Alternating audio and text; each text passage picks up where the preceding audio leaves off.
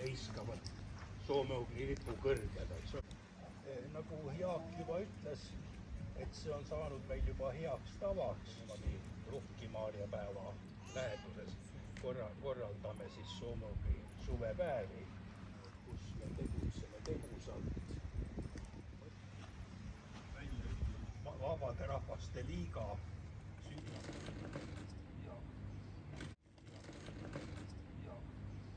tuulikud